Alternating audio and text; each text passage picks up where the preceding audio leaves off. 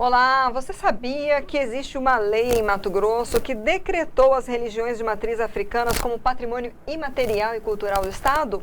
Sobre esse assunto e outros relacionados, nós vamos falar hoje com Vinícius Brasilino. Vinícius é assessor parlamentar, é vice-presidente do Conselho de Políticas de Ações Afirmativas da PRAE da UFMT e, especialmente nessa pauta, a gente está falando como coordenador de juventude da RENAFRO, que é a Rede Nacional de Religiões Afro-Brasileiras e Saúde de Mato Grosso. Vinícius, obrigada por ter aceito o nosso convite para esse bate-papo. Conta pra gente um pouco como é que foi essa aprovação dessa lei, ela já está valendo? Boa tarde, né, a todos, boa tarde a todos os telespectadores, né, da RDTV. O projeto de lei nós apresentamos em dezembro, né, um projeto de lei 1214 de 2021, de autoria do deputado Allan Kardec, que pretende decretar as religiões de matriz africana e afro-brasileira como patrimônio imaterial cultural no estado de Mato Grosso. Hoje nós temos, especialmente aqui na região metropolitana, aproximadamente 400 casas, né, de candomblé, de umbanda, né, vinculadas às religiões de matriz africana. Porém, nós temos ainda um grande desafio no sentido do reconhecimento a esta expressão religiosa, especialmente no âmbito da valorização da cultura negra no estado de Mato Grosso. Então, lá em dezembro, algumas comunidades nos procuraram e a gente apresentou esse projeto de lei que veio em tramitação na Assembleia, foi aprovada em primeira votação, né, apenas com 3 votos contrários, né, e agora foi aprovado por unanimidade e está para a sanção do governador. O que acontece após a sanção desse projeto, né?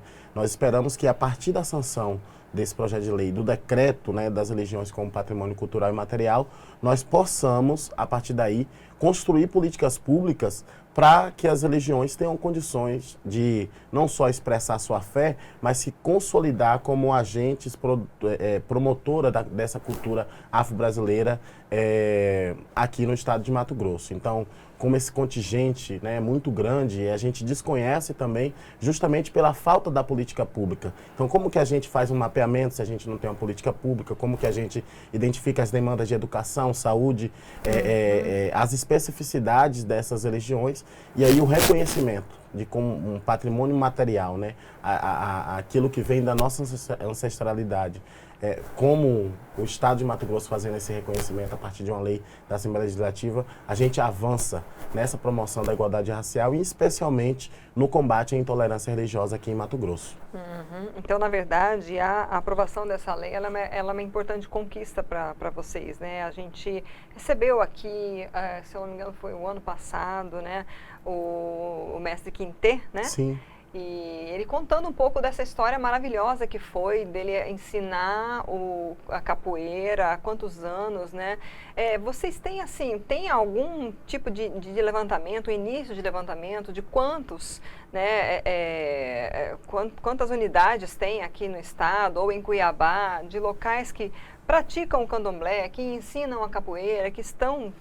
tem esses dados? Eu estava fazendo uma pesquisa, né, para identificar aqui em Mato Grosso, assim, tinha informações de 2001 que apresentava que Mato Grosso tinha mais ou menos 1.200 casas em todo o estado de Mato Grosso, isso em 2001. Então, eu imagino que tenha crescido muito mais. A falta do mapeamento por parte do Estado, né, para identificar quantas casas são. Hoje, por exemplo, nós sabemos quantas são igrejas evangélicas e quantas são católicas.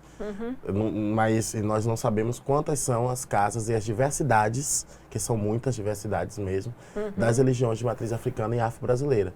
Então, com essa política, com esse reconhecimento, o Estado vai ter condições, né, de olhar para esse segmento da sociedade, um segmento religioso, sim, nós estamos falando de um segmento religioso, mas especialmente um segmento que traz da cultura afro-brasileira, daquilo que veio com os nossos ancestrais escravizados e que permanece com essa construção até hoje. Então, ela é de fundamental importância. A gente precisa valorizar, e o Estado deve fazer isso, valorizar para que essas pessoas permaneçam fazendo cultura religiosa, fazendo cultura ancestral. Então, nesse sentido, esse reconhecimento, ele tem uma força muito grande e o fato, né, do deputado Alain ele ter aceitado essa proposta do segmento e apresentado, né, esse projeto de lei, é uma forma da gente dialogar mesmo com esse segmento e dizer, olha, o Estado reconhece vocês. O reconhecimento do Estado ele é importante. E aí, a partir desse reconhecimento, a gente vai avançando na efetivação de políticas públicas, tanto no âmbito da cultura, mas também nas demais políticas públicas. Quais são hoje as maiores dificuldades que vocês enfrentam? Ainda há, por exemplo, muito preconceito e violência? Mato Grosso é um estado que, infelizmente, né, tem um índice ainda muito alto de violência às religiões de matriz africana. E, especialmente, há uma violência institucional. Nós temos um outro projeto de lei, esse ainda não finalizou a tramitação, que é a inclusão no boletim de ocorrência do termo intolerância religiosa. Porque quando acontece algum tipo de crime que está relacionado a pessoas religiosas de matriz africana ou afro-brasileiras, de religiões afro-brasileiras, muitas vezes são tipificados com outros crimes e não o fato da intolerância religiosa em si. Vou dar um exemplo. Ano passado aconteceu um homicídio dentro de um terreiro em Rondonópolis. Teve repercussão nacional, inclusive, dessa situação. E no boletim de ocorrência foi registrado apenas como homicídio. Então, uma pessoa foi assassinada dentro de um templo religioso de matriz africana. Aquela cena triste, né, de um corpo estendido na frente de um atabaque e foi registrado apenas como um homicídio.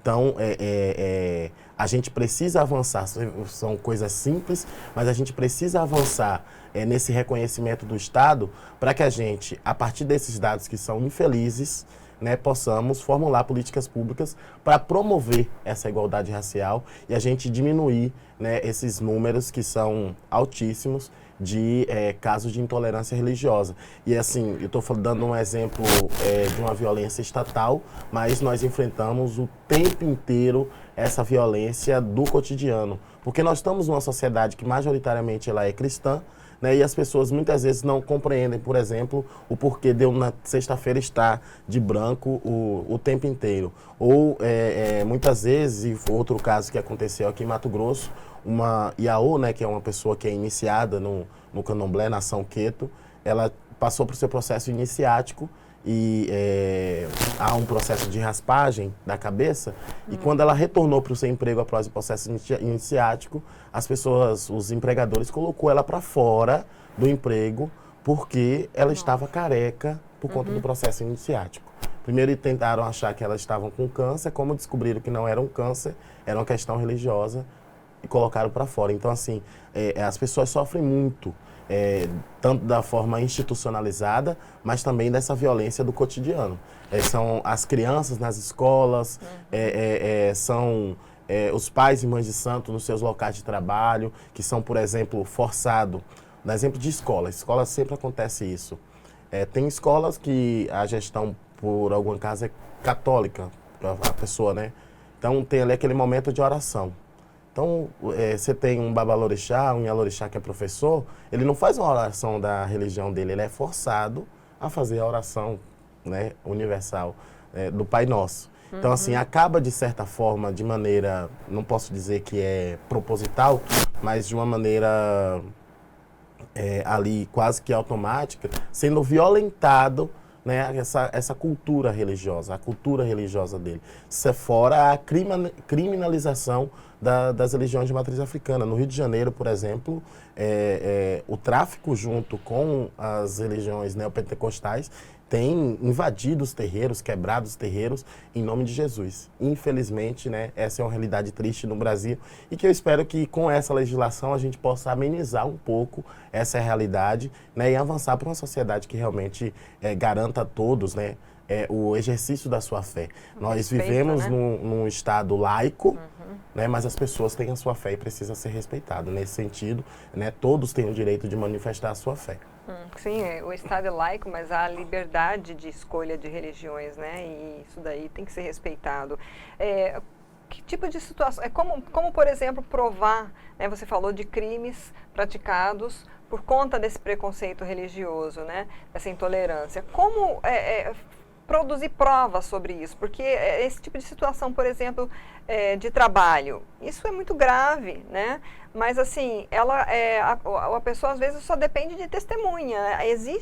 Vocês têm, por exemplo, algum tipo de orientação que pode ser informada aí para as pessoas que já sabem que isso acontece e que precisam até se prevenir, né, se preparar, digamos, para alguma situação? Eu sou do Ileuco, Axé e Alomilossá, né? Sou gamo de Oxoguian, né? Iniciado no Candomblé. E lá no nosso Ilê nós estamos construindo uma cartilha em parceria com a Assembleia, em parceria com a OAB, para orientar como as pessoas agir em caso de intolerância religiosa. Né? A gente historiciza esse processo, como que acontece, o porquê que acontece, quais são os dados de Mato Grosso. Mas o que fazer quando você sofre? Então, especialmente, nós temos o Disque 100, né, que a pessoa pode ligar e pedir para fazer a denúncia de forma por telefone. Você pode ir nas delegacias. Aqui em Mato Grosso tem uma delegacia especializada em crimes voltados para a questão religiosa. Né? Se eu não me engano, foi em 2016 ou 2017 que foi inaugurada essa delegacia. Porém, eu não sei se é a delegacia ou se é um setor dentro da delegacia que cuida especificamente dessa situação, mas é que a gente tem percebido, né, que se não houver essas ações institucionais, se o Estado não agir dessa forma, a gente acaba banalizando a violência a um segmento religioso tão importante para a construção da sociedade brasileira, mas em especial para esse povo que traz na nossa história aí as marcas de um país que foi 384 anos escravizado.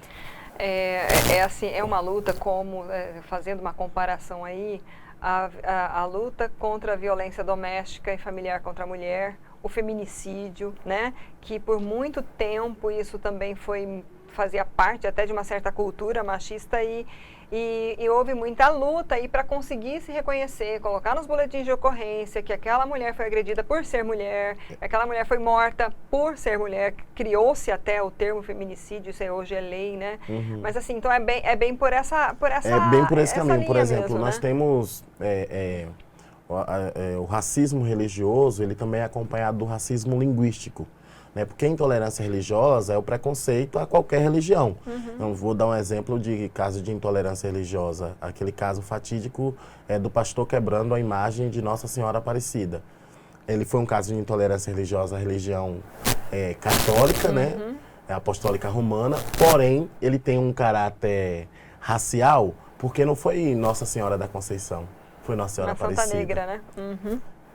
Então, a raça é esse elemento que permeia sobre esse processo da desigualdade em todos os espaços, seja na questão de gênero, seja na questão da geracional, né, da juventude, a juventude negra, seja na questão religiosa, e a gente precisa pontuar. Há uma diferença do racismo religioso com a intolerância religiosa. E por isso que a gente precisa combater esta prática. Por exemplo, as pessoas falam, olha lá, o macumbeiro. Olha lá, o feiticeiro, de forma preconceituosa. E para nós, né, macumba, ele é um instrumento musical que aqui na nossa região nós conhecemos como reco-reco. Né? O ganzá. O ganzá, aqui especialmente em Mato Grosso. Então isso é macumba. Então quem toca macumba é macumbeiro. Só que a falta de acesso à informação, ao conhecimento, né? A forma com que a educação ela foi construída, e aí a importância da implementação da Lei 10.639, que institui nos currículos da educação básica o estudo da cultura africana e afro-brasileira, né, para que as nossas crianças, nossos adolescentes, dentro do processo educacional, possam conhecer a nossa história, mas também possam respeitar as pessoas que praticam especialmente a religiosidade de matriz africana. Né, para que a gente não viva em um contexto de hostilidade, que as pessoas saiam na rua lá com suas vestimentas, com seus fios de conta, suas paramentas religiosas, né, e acabem sofrendo preconceito. O caso daquela menina que passando na rua recebeu uma pedrada na cabeça porque estava com um pano de cabeça e as roupas da religião. Então, assim, a violência ela vem de diversas formas, né, e nós precisamos, de certa maneira, instituir, aí eu acredito muito na política, no âmbito da política, instrumentos para garantir o combate a este tipo de preconceito às religiões de matriz africana. E aí, assim, cada religião tem a sua, né, o seu ornamento, o seu paramento, e isso daí precisa ser respeitado, né? Não apenas o candomblé, a igreja católica, o muçulmano, a mulher muçulmana. A gente tem aqui em Cuiabá uma comunidade forte também, né? Islâmicos, né? E é o respeito, né? Acho que é necessário para um convívio pacífico na sociedade. Vocês também conseguiram mais um avanço aí em relação ao feriado de 20 de novembro, né? Aqui é feriado da consciência negra, né?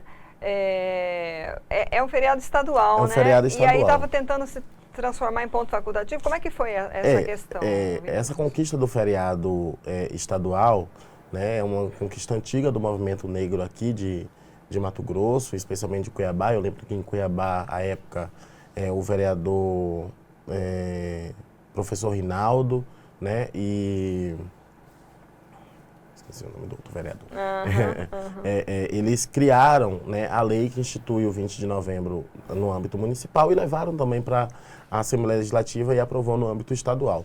E tempos em tempos, né, alguns segmentos da sociedade questionam este feriado especificamente com o argumento da economia. Porque as empresas não podem parar, porque nós precisamos que o povo trabalhe.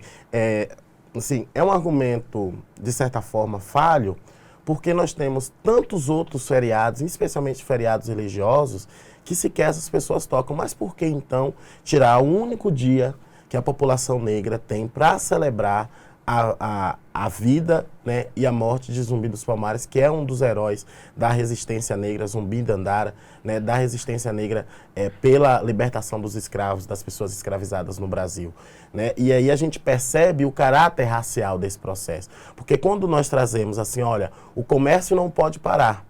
Nós sabemos que o comércio não pode parar. A gente viu qual foi o impacto da economia, da pandemia, né, na economia, especial no comércio, né, durante esse processo. Porém, se a gente for observar a arrecadação do estado de Mato Grosso, a arrecadação ela não diminuiu, ela aumentou. Então, por que um dia no ano vai ser suficiente para diminuir o lucro dos empresários que quer os seus trabalhadores, que majoritariamente são negros, no local de trabalho?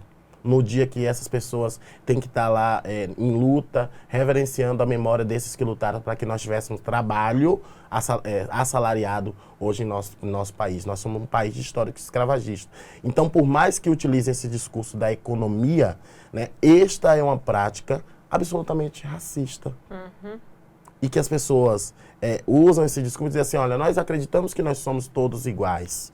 Sim, nós somos iguais biologicamente. Porém, nós temos uma diferença na nossa melanina, né, que faz com que nós sejamos tratados de maneira diferente. E foi com essa diferença que milhões de africanos foram traficados para o Brasil para serem mão de obra escravizadas. Porque quando acabou a abolição da escravatura, quem veio para trabalhar no Brasil foram os europeus, foram os orientais. E o povo preto seguiu nas periferias sem emprego, sem acesso à moradia, sem acesso à educação, sem acesso à saúde. Então, por que, por um argumento econômico, ou economicista, não econômico, economicista, você transformar em ponto facultativo para que o empregador tenha autonomia, né, neste dia eu vou trabalhar. Minha empresa não vai parar nesse dia e você... compensa num outro dia. Exato, né? E você, negro, não vai ter esse dia para disputar a memória. E aí tem outras pessoas que acham assim, o feriado. O feriado são para todas as pessoas. Porém, as pessoas negras têm esse dia como um dia de luta.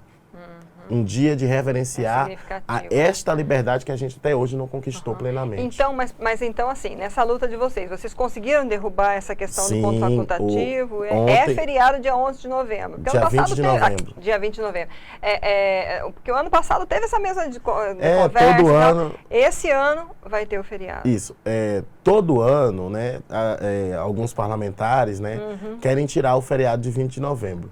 Porém, desta vez, né, o PL 1050 de 2021 do deputado Gilberto Catani, ele foi, na primeira votação, já arquivado, só teve 2 votos favoráveis ao projeto, que foi o do deputado Catani e do deputado Ulisses, né, e a gente espera que não se volte mais esse debate na pauta da Assembleia Legislativa. Nós temos temas e situações tão caras para o desenvolvimento do estado de Mato Grosso. Nós estamos no estado do agronegócio, que é um estado líder em produção agrícola. Nós somos o estado com o menor ICMS, está aí nessa polêmica do ICMS.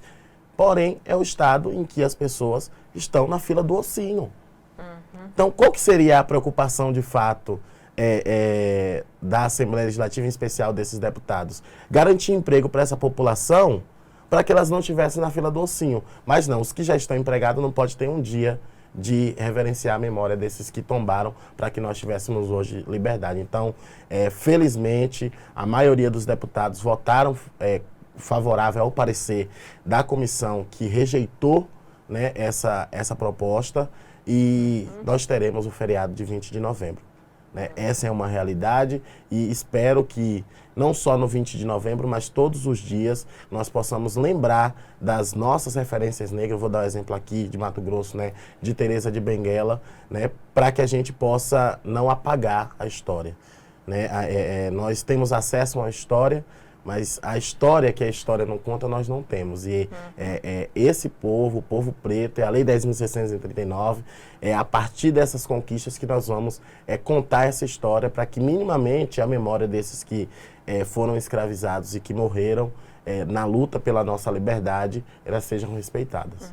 Bom, para quem quiser levar aí esse debate, contar alguma situação que viveu, pedir alguma orientação para vocês, você é um pesquisador, está ali no UFMT, como é que pode fazer? Vocês têm um centro, tem uma sala, tem algum contato, uma rede social? Como é que as pessoas podem encontrar vocês?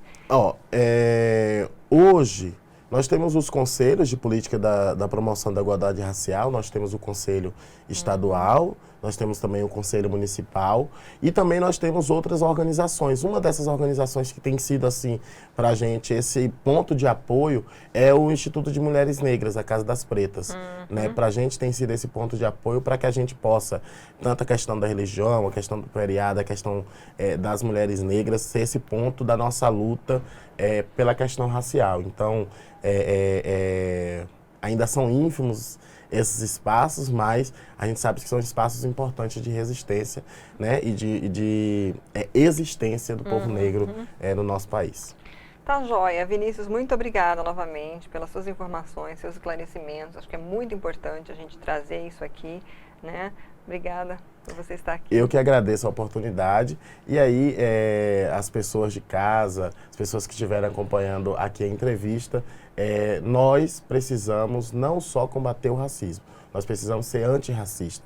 E isso faz com que homens, mulheres, negros, brancos, crianças, idosos, todos nós possamos lutar para acabar com essa chaga, né, que infelizmente mancha a história brasileira, que é o racismo. Então, vamos juntos, todos nós, lutar, né, não só pelo 20 de novembro, mas pelo respeito, né, à diversidade, às diversidades que compõem a parcela da população brasileira. Tá joia, obrigada. Obrigada. Gente, você ouviu aí Vinícius Brasilino. Aqui está como coordenador da Juventude Renafro, que é a Rede Nacional de Religiões Afro-Brasileiras e Saúde de Mato Grosso. Ele é também vice-presidente do Conselho de Política de Ação Afirmativa da PRAE, da UFMT. E ele vai voltar para falar também de ações afirmativas, de outras lutas e de um direito conquistado na Universidade Federal, que é cotas para pós-graduações. Ele vai retornar num outro momento, acompanhe as nossas entrevistas aqui, mas essa especialmente peço que você compartilhe, né, principalmente com as pessoas que estão vivendo, às vezes, sufocadas com todo esse preconceito, toda essa situação, que tem gente aqui que está lutando, viu? Então, vamos fazer a nossa parte, curta e compartilhe. Obrigada, até a próxima.